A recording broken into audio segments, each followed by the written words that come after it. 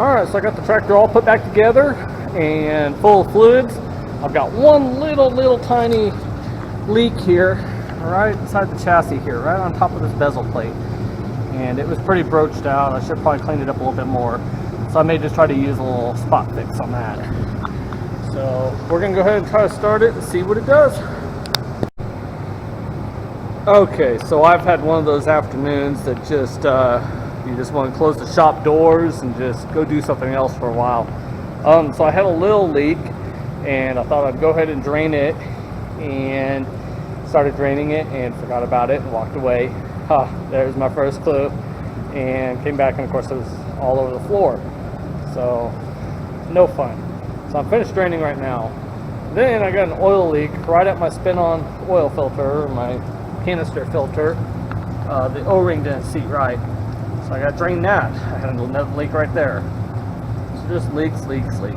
So I'm gonna go ahead and drain this, and then I'm off tomorrow. So I'm gonna give it a day to think about its behavior, and then I'll come back to it Monday and fix it and make it right.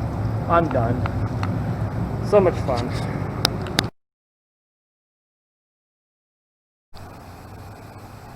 Hey, good morning, this is RB here. If you watched my video from a couple days ago, or possibly at the beginning of this video, I may just go and put them together if I forgot to upload it. Got the tractor back together and got coolant in it. And notice I had just a pen leak at the top of the bezel where it goes on top of, or onto the head. And it just got worse and worse. And so I decided that it's gonna have to come back apart. Of course, the gasket got ruined in the process, so I just permatexed it up real good. Got it back on this morning, and hopefully it holds. It's nothing special there. So obviously when I go ahead and restore this tractor, I'll go ahead and get a full gasket set again and do it right. But for now, just the regular Permatex will work. So went ahead and did that. Then the other thing that happened is the oil filter. I finally put an oil filter in this one. It's been running for years, or hadn't been running, but it didn't have one when I got the tractor, and because it was frozen, I chose not to go ahead and put one in, go ahead and run through some oil on it, and then knowing I'd be doing an oil change again. So I put the new oil filter in, which came with a nice gasket, O-ring, and wouldn't you know, once oil started pumping through the unit, it leaked. So not a very good day a couple days ago. It was one of those days where you just go, okay, that's it, shop doors go down, find something else to do, otherwise this thing's going up on the market. We get those every now and then. But anyway, so looking closely, I pretty much determined that I don't know that this one was supposed to have an O-ring on it. The way that it's the fitting goes up into the unit, it's not a flat surface for an O-ring to sit on. It's a really a beveled edge, and I scraped on that dude, thought maybe there's an old O-ring stuck in there, but it's all metal. So I said, you know, no O-ring, I'm not going to put one back in. So I put the fixture back in there with the oil filter and let it sit over weekend, put down some fresh cat litter, no leaks. So I think I fixed that. I'm hoping anyways. So gotta let this dry for just a little bit longer and put the tube back in. And I'm up in the air. I may not run it with coolant for a little bit. If anything today, I'm just gonna start it enough to move it out of the shop here, and that's it. So I wanna give it 24 hours before I go ahead and fill the reservoir full of coolant again. So that's where we're at. I did get the flywheel fixed the other day. The way I did that was I wrapped ratchet straps from this side over to the clutch assembly, because you got to have somebody hold that in order to tighten up the flywheel. So I thought, you know, ratchet straps would work just fine. So I put one on top, one on bottom, cranked them down evenly, and wouldn't you know, that thing went bloop right on in. So it's lined back up where it should be. Hopefully it stays there and won't have that issue again. If it does start backing out again, I'm gonna have to go ahead and put a wedge or something in one of these pins to hold it in place. But I think we should be there.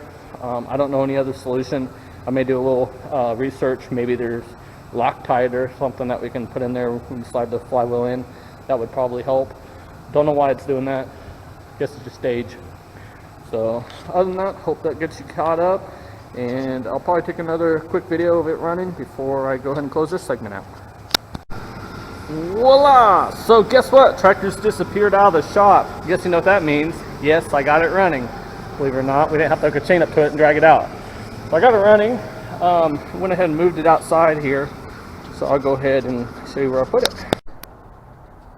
Alright, so I got it moved out of the shop here, and that was the goal for today. It's going to get back over to my parents' place where I store it. But yeah, so guess what? It actually idles now, and that was the original issue, was that because the manifold gasket was shot right in the middle where the air intake is, it was shot there, so it would not idle. So replaced the manifold, had to take the head off in order to do that.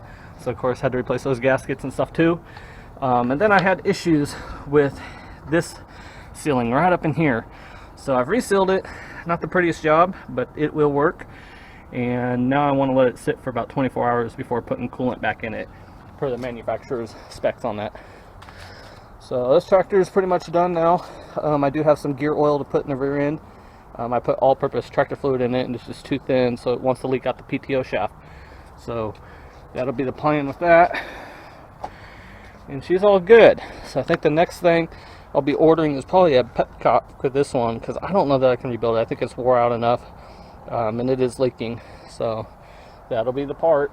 So I'm happy now. Now it's out of the shop, out of the way, and I can go ahead and get it home.